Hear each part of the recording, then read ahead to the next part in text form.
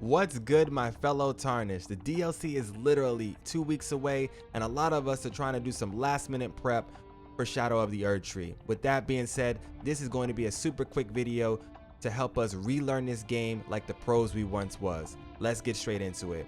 So I platinumed this game 2 years ago. I beat everything, I got every single weapon in it, and then I put it down. I made about 5 characters, and this is a brand new character that I want to make an intelligent build with. So let's get straight into it. First things first, while I'm slapping up some enemies, I want us to remember how to play this game. Remember, a lot of these enemies out here can sauce you up. So in order for you to really make the best out of your time, don't forget about the ball bearings for all the smithing stones. There's regular smithing stones for all the casual weapons in the game, and then for boss weapons or name weapons that you get from specific people all over the world. Once you take them down, you're gonna need somber smithing stones.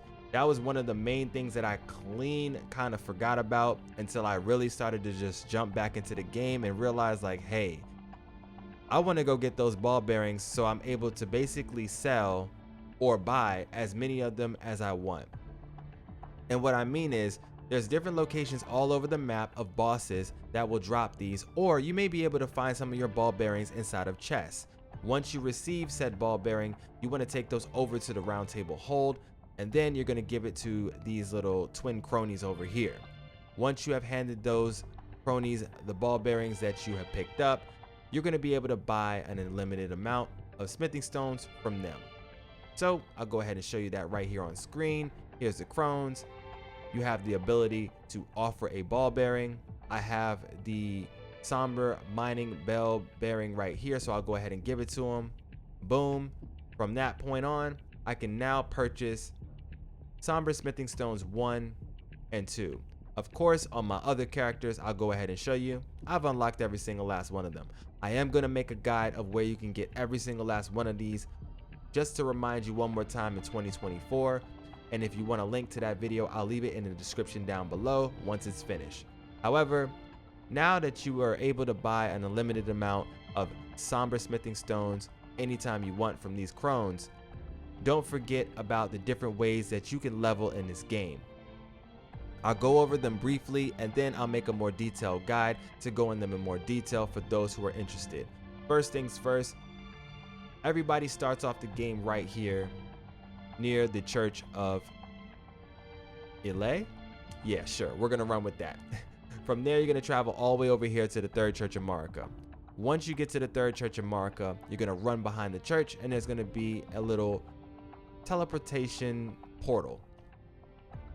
So, run behind the church, right over here to the back right-hand corner, hop over this rock, and boom. You're going to see the winds guiding you to a brand new location. Let's use it. Once you travel to this brand new location, there is going to be a gargoyle there. You're going to have to run for all hell because you don't want to smoke with this guy. He's probably going to sauce you up if you're a low level, and that's not what we want. Anyways, I'm going to run past this gargoyle and all these enemies here. But this is one of my favorite locations to be in the game. Why? Because it has some pretty tough enemies that I like to see if my build can either handle or not. On some of my higher level characters, I will take them and snatch the life of all of these little dudes around here, and it's pretty fun. They do occasionally drop some things that I can sell at merchants, so it is worth my while to go ahead and snatch them up for some runes in the long run. Now, that's one way that you can go ahead and farm up a whole bunch of enemies in this game, and here's another. You see this bridge right here with this dragon? You're gonna run right past this dragon and head over there to Lenny's Rise. Once you make it over to Lenny's Rise, of course, make sure you travel down the whirlwind over here so that you don't die when you jump down. You're gonna make your way over to the ball cliff. Everybody knows it, we all remember it. You hop on your turret, you run down the cliff, the ball appears behind you, you take a quick right turn, and then boom, you get a whole bunch of runes. This is like the fastest way to get to level 30 in the game. The ball flies past you, drops off the cliff, and 1,952 is banked into your ruin pocket. Let's get it.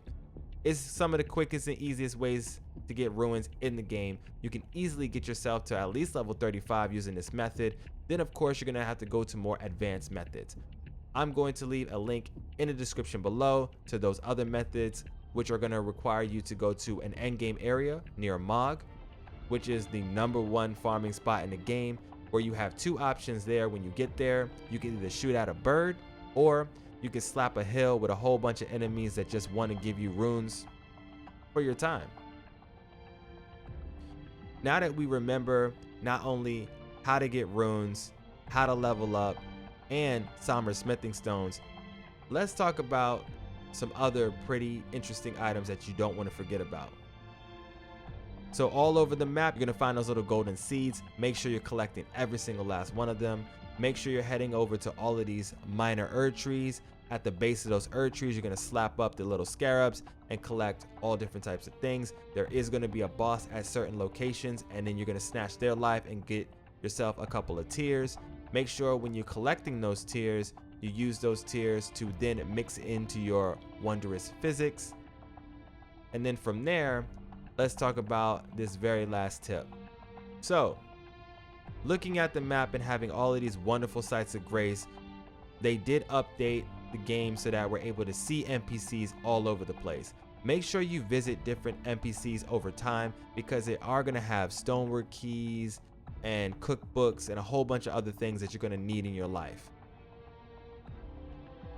Don't forget that you're able to completely bypass the entire castle if you don't even want to deal with Godric the Grafted at all, and you just want to go around. Just travel over here where you see the finger reader crone right there. Hop down, travel along this little cliffside right here, and make your way straight into the Lake of Lunaria. Boom. Easy way in.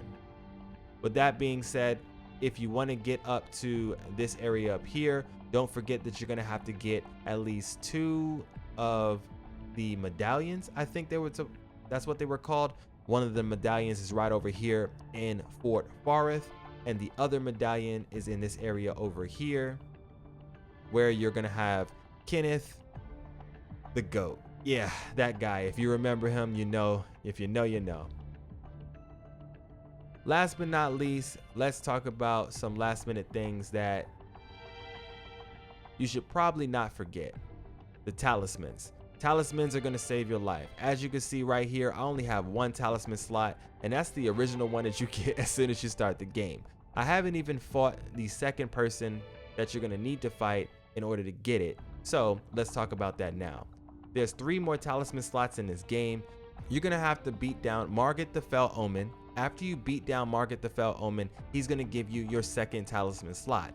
From there, go ahead and take Godric the Grafted's life, and you can either take on Renala or Rykard or Radahn, whoever you decide, but you're going to have to take down 2 demigods, bring those back to the crones over in the round table hold, and they're going to give you your 3rd slot. Now this slot can be accidentally skipped if you just go straight to, I think his name is Godfrey, the Elden Lord. So please don't forget to grab those just before you get to Godfrey and you take his life too.